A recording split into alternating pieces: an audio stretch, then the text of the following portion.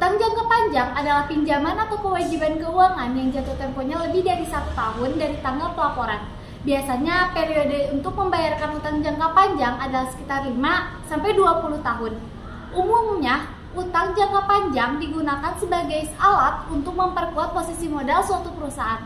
Selain itu, utang ini juga dapat meningkatkan total aset, baik berbentuk peralatan, properti, maupun investasi. Biasanya pihak-pihak yang memberikan pinjaman utang jangka panjang adalah bank, investor, maupun perusahaan lain. Dari utang jangka panjang, yang pertama yaitu memanage resiko keuangan. Dengan adanya tempo pembayaran yang lebih lama, maka perusahaan dapat memanage resiko keuangannya dengan cara menyeimbangkan antara utang dan ekuitasnya. Yang kedua, ada stabilitas arus kas.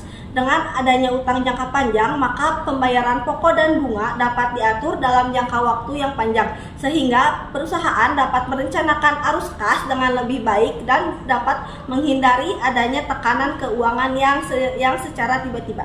Yang ketiga, dapat menggunakan aset. Saat suatu perusahaan memiliki utang, maka perusahaan tersebut tetap dapat menggunakan asetnya untuk keperluan operasionalnya, meskipun aset tersebut dijadikan sebagai jaminan. Hal ini dapat menjadi keuntungan bagi para perusahaan yang ingin mengambil utang jangka panjang. Ada beberapa kelebihan utang jangka panjang. Yang pertama, pembayaran per bulan lebih rendah. Semakin panjang jangka peminjaman, uang yang harus dikembalikan per bulan menjadi lebih rendah. Yang kedua, meningkatkan modal. Dengan mengakses utang jangka panjang, perusahaan dapat memperoleh modal yang diperlukan untuk investasi atau proyek jangka panjang tanpa harus menjual saham. Yang ketiga, dapat mengurangi kewajiban pajak perusahaan.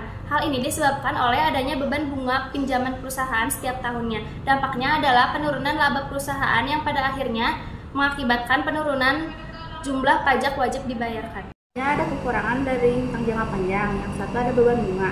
Bunga pinjaman dapat menjadi beban yang menguras keuangan perusahaan.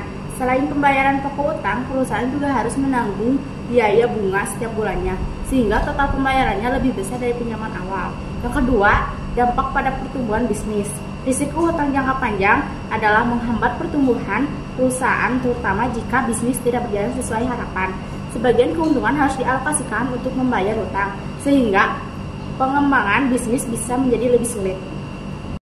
Resiko dari utang jangka panjang ada 3. Yang pertama, perusahaan beresiko tidak dapat melunasi hutang sesuai dengan tanggal jatuh temponya. Yang kedua, perusahaan dituntut untuk terus meningkatkan jumlah pendapatan dan menuntut perusahaan untuk pandai mengatur keuangan agar mampu melunasi semua hutang yang ada. Dan yang ketiga, jumlah hutang yang terlalu tinggi atau rendah bisa mempengaruhi nilai saham.